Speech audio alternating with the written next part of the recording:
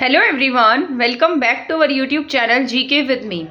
तो आज के इस वीडियो में मैं आपके साथ डिस्कस करूंगी एस्टेट के एग्जाम के बारे में। आपको पता है आपके जो तीनों लेवल का एग्जाम था वो कंडक्ट हो चुका है। मुझे ऐसी उम्मीद है आपका एग्जाम सही गया होगा, क्योंकि आपको कहीं ना कहीं इस एग्जाम को लेकर थोड़ा सा ये भी होगा कि हमारा एग्जाम जो है वो सिलेबस में से नहीं आया, पुराने सिलेबस में से आ गया। तो इसमें आपकी कोई गलती नहीं है, ये तो डिपार्टमेंट की गलती है कि उन्होंने जो आपका एग्जाम है वो दिए गए सिलेबस में से नहीं लिया।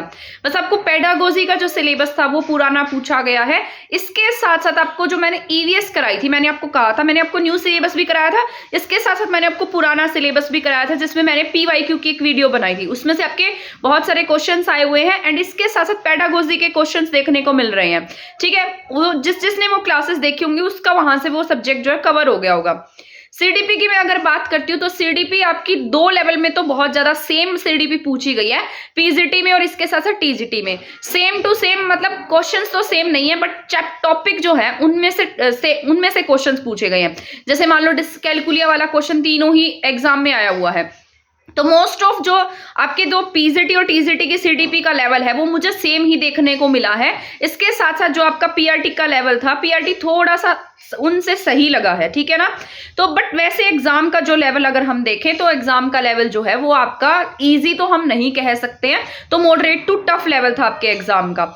ठीक है, तो अब मान लो कुछ ऐसे कैंडिडेट होंगे जिनका एग्जाम सही नहीं गया होगा, तो आपको इसमें टेंशन लेने की कोई नीड नहीं है, क्योंकि आपने अपनी तैयारी जो है वो बहुत सही की थी। अब ये आगे मान लो डिपार्टमेंट की गलती है कि उन्होंने आपका जो एग्जाम है वो अकॉर्डिंग टू सिलेबस नहीं लिया, बट आपको अब टेंशन लेने से कुछ भी नहीं होगा।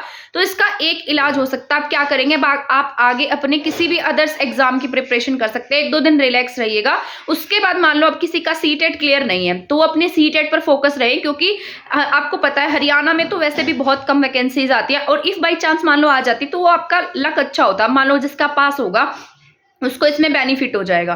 बट मान लो किसी का एग्जाम सही नहीं गया है तो वो क्या कर सकता है, वो सीटेट पर फोकस करे। सीटेट पर अगर आप फोकस करेंगे तो सेंटर में भी बहुत सारी वैकेंसीज आती है, तो वहां से आपको बेनिफिट हो जाएगा। तो आप सीटेट पर फोकस रहेंगे। मान लो किसी का सीटेट क्लियर नहीं है तो वो सीटेट पर फोकस करता है, सीटेट पास करता है, देन सेंटर में हरियाणा से बहुत ज्यादा वैकेंसीज आती है तो आप उसकी तैयारी कर सकते हैं। मान लो किसी का सीटेट भी क्वालिफाई है तो आप आगे मान लो अगर पीआरटी दे रहे हैं, टीसीटी दे रहे हैं, तो आप उन पर कंसंट्रेशन करें। आपको यहां पर अब टेंशन लेने की जरूरत नहीं है, अपने माइंड को रिलैक्स रखें, किसी की बातों में ना आए। जैसा एग्जाम गया आपका बहुत अच्छा गया है। अब मैं ये तो नहीं कहूंगी कि एग्जाम बहुत अच्छा आया था, क्योंकि जो आपने पढ़ा, जो सिलेबस दिया था उसमें से नहीं आया, ये तो हरियाणा की हमेशा की बात हो गई है। अब तो हमें आदत ही हो जानी चाहिए, जितने भी ये एग्जाम लेते हैं हर किसी में सिलेबस कोई देते हैं और एग्जाम कोई लेते हैं। तो इससे क्या होता है, हमें भी मेंटल प्रेशर होता है, ठीक है ना। तो बट हम कर तो कुछ भी नहीं सकते हैं इसके लिए। अब हम कह देंगे कि हम ये करेंगे, वो करेंगे, ऐसा करेंगे, पर उसका फायदा क्या होगा। तो बस यही मुझे कहना है, आप 2-3 दिन रिलैक्स रहिए, उसके बाद अपने किसी अदर्स एग्जाम पर फोकस्ड रहिए, क्योंकि ये सिर्फ क्वालिफाइंग एग्जाम था। आपको इसमें बहुत ज्यादा हेडेक लेने की नीड नहीं है, ठीक है। तो मुझे ऐसी उम्मीद है आपका एग्जाम जो है वो पास हो जाए। जब आंसर की आएगी तब अपना चेक करना एंड देन बताना कि किस किस का एग्जाम जो है वो क्रैक हो रहा है, ठीक है। अगर मान लो नहीं भी हुआ है, 1% आपका रह गया है क्योंकि सिलेबस चेंज हुआ था, ठीक है, और जो फर्स्ट टाइम जिसने दिया उनका माइंड जरूर डिस्टर्ब हुआ होगा, इतना मैं कह सकती हूँ। और तो आप क्या करेंगे, अदर्स एग्जाम को टारगेट करें, अपना माइंड जो है वो सही रखें और इसमें कोई ज्यादा टेंशन मत ले।